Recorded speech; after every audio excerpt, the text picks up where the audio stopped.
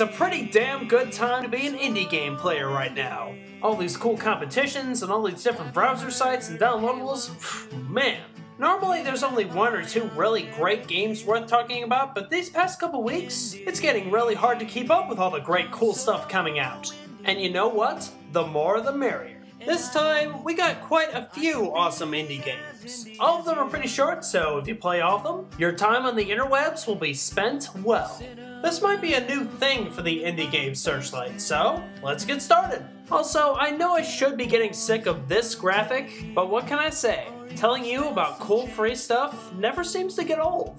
Yays! Now I know that most, if not all the games I discuss in this program are mostly overlooked by the gaming community at large, but even I have to say this. Why the hell is this game not more well known? Created by Gameclay for Armor Games, Blitzkrieg is a bit like a simplified strategy action game with a kind of techno-underground theme to it. The idea is pretty simple here. You navigate your avatar by drawing a path to round up these little multicolored troops. The idea is to plow through the enemies, take over the turrets and gates, and exit through the purple-colored gate at the end. It's a bit more like an in-depth version of a tower defense game that found a great balance between the action and strategy. It's a bit of a tug-of-war where the challenge is to navigate your hordes, avoiding the turrets, and go to the right spot in the map so you can take over the area and destroy the enemy with their own weapons. It's all about utilizing the map and picking off the enemy slowly around corners until you take the enemy base and win the day. The art style here is charming and well polished, with its different uses of 8-bit explosions, shaders, and a kind of neo-techno look to it. I also love the kind of laid-back tone that the game has with its terrific music by Grant Williams. I'd like to see the team try and make a Steam release for the game in the future with possible multiplayer to it. The last level shows off the possibility for a great co-op mode. It's one of those games where every piece and element fits perfectly. It's a kind of simplified approach for more well-known strategy outings that never sacrifices its challenge. This game right here is definitely a must-play. But I'm not the only person on the internet who thinks so. Listen to what this other critic had to say. Actually, somehow, it's really fun, and I really like it. This one's available at Armor Games for browsers all throughout the land. This is a game that gives you a warning for those under 18 against playing the game, but I don't care what age you are, this game will give you some nasty nightmares. Set in a completely black and white world, which, from Mike and L, is a short game where you're completely trapped in a house and simply have to find a way out. You can cut the atmosphere in this game with a knife. How he did the sound and the presentation and how you walk in this first-person view is extremely effective and really terrifying to go through. I'd suggest you bring an extra pair of pants before playing this game just in case. Like, I kinda needed it. There isn't a whole lot I can talk about this game without spoiling all the little cool surprises you'll find in it.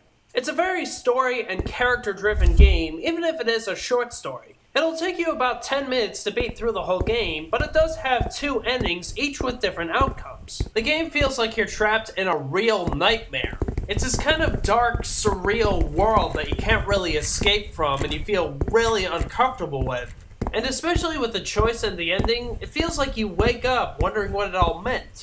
One minor problem, it can be hard to find some of the items in the game with its black and white style. Sometimes it just kind of blends into the background and foreground, and it's really hard to locate some of it. It's nothing major, but again, it was a little bit of a problem. Another cool feature of the game is that you can even play it in 3D! I haven't had a chance to try it out yet, but something with as great a look and feel as this game has, I'd say it's definitely worth trying to dig up those red and blue spectacles. If you're looking for a quick, simple horror story and have the balls to face it, Witch is available for download on PC from GameJolt. There are some kinds of love that really are eternal and timeless. Nothing quite warms the heart more than the bond of Spikes plunging into a victim with his blood and guts spraying across the room. The big trick of this game is that you don't play as this guy right here, but as the Spikes themselves. Spike, a love story from Loserville Express, is a lot like a minigame in WarioWare. The goal is to time your spikes to hit as many people as possible before they scurry along and narrowly escape your grasp. And this guy down here has a few different methods and tricks for throwing you off. You're probably not going to get all of them your first time. The game is all about timing it perfectly with a little bit of memorization. The normal mode goes by pretty quick, but if you're like me, you're gonna go a few rounds to try and get that perfect score.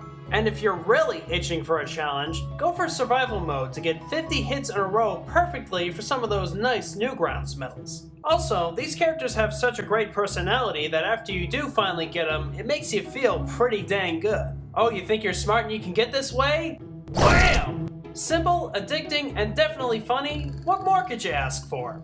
I mean, it's all about love that spikes share with your body parts going all over the floor. Who knew romance could be so messy and R-rated? Spike, a Love Story is available on Newgrounds and Armor Games for browsers.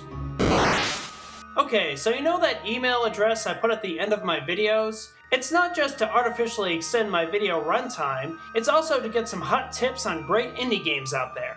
Noah McKay let me know about this little number, and I can safely say that he is, to coin the phrase, indie as hell.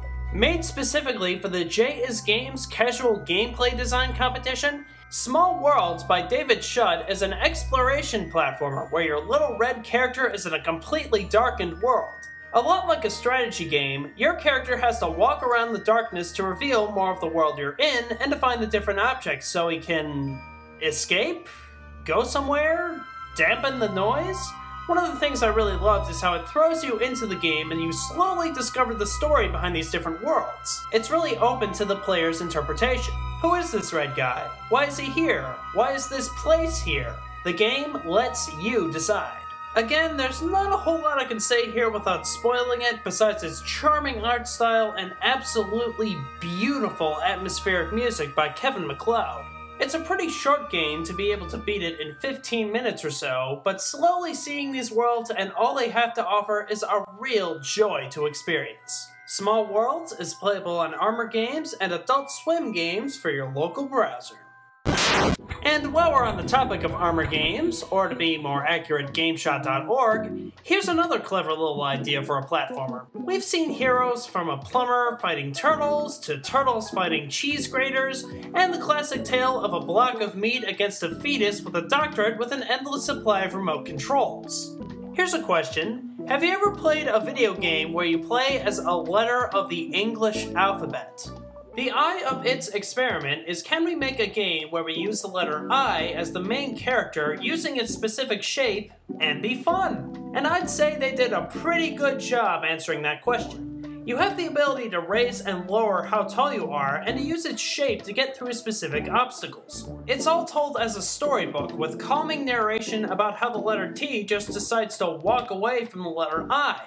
Well, that was rude. The challenges and level design are very well done with some nice variety and clever ways to get through the next screen. And it can be a bit challenging, but in that good, look at how clever I am kind of challenge. It's another pretty short game, but if you've got 15 or so minutes to kill in between lunch breaks, the eye of it won't make that time wasted at all. The game is available on Armor Games for your browser. Ouch, cried I, and died. Hit me, baby, one more time.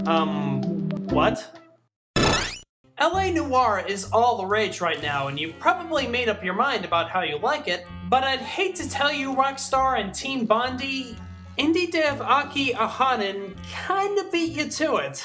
By the Numbers is a short detective interrogation game where instead of discovering the whole crime, it's all about one interrogation behind a wave of kidnappings. The game is all made as an experiment for the One Room, 1 Week competition at the Adventure Game Studio. It uses vector graphics and motion control for the interrogation to try and read what the suspect is really saying. The end result kind of reminds me of the game Out of This World, except this game looks a little better than the original SNES and 3DO title. It's a tough game to be able to read what the suspect is saying, and you have to make a decision only based on the subject's story. There are multiple endings, and it's a pretty short affair, but it's a great look, and I love how the technology is used in this game. I'd love to see Aki go further with the concept and make a long story based on the technology and look. Are you clever enough to solve the case and save some lives? By the Numbers is available for download on the PC at the Adventure Game Studio. Go find out. Sometimes while playing a video game, you might have seen a glitch or a secret world that wasn't really intended to be played. Have you ever wondered if there was something there? A hidden world in between those ones and zeros? If you were trapped in that world, how would you get out? Enter Alpha Land. In the middle of an early build of a video game to be tested, your block goes into a glitch that sends him into the depths of the code where he has to escape. The game is in the same style as Metroid or Redder, which you should totally play by the way. You're isolated in a dark, spooky place, gathering objects in a big world trying to find your way out. It's all made to look like a big mess of bad programming, but it still has a cool, careful look and aesthetic to it. A kind of outer world of the computer's hardware. It has some nice variety with different power-ups like jumping higher using a rubber ducky? Also, sometimes that random code gives you a little hint as to what to do next. Really nice touch. It's another short game at about 25 to 30 minutes, but the level design and mechanics are very carefully handled by the creator, Jonas Cortez. It's easy to tell where you're supposed to go and what you're supposed to do.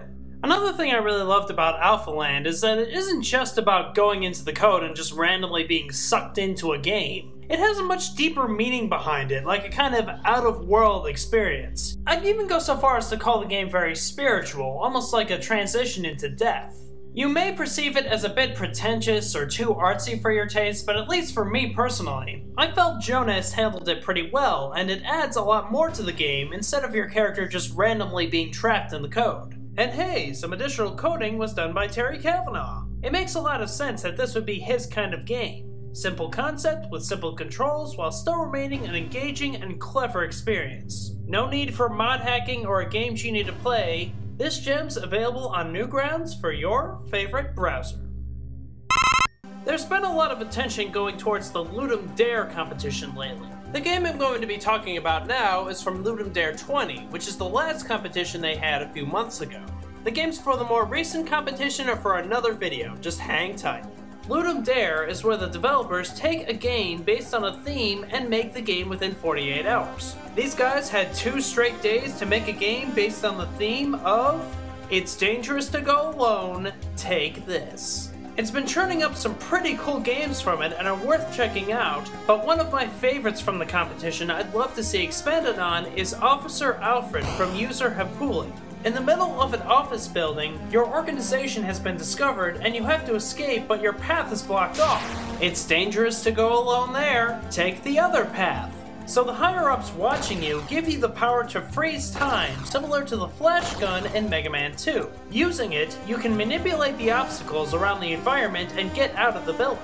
It's a really clever idea for a platformer with some tricky situations to get through the challenges. It can be a bit frustrating sometimes with drops of water or using lasers as platforms. It can take a few tries from the random outcomes and obstacles to get through the game.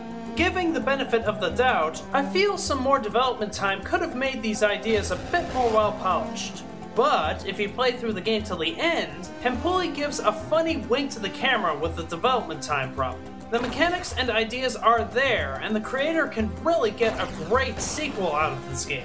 Now that the competition is over, I hope maybe something like Super Officer Alfred is on its way. Worth checking out and certainly a great game that took only a weekend's work. Officer Alfred is playable at the Ludum Dare competition website for your browser. So yeah, there's the first random collection of awesome games for you to try. This was pretty fun, hope you enjoy some of the picks. So how about for our finale, instead of just featuring a game, how about I feature some really awesome indie gaming music that I found on YouTube? This is an arrangement by Brent Kennedy based on Magnus Paulsson's, I learned how to say it right, Magnus Paulsson's Popular Potpourri from the V soundtrack.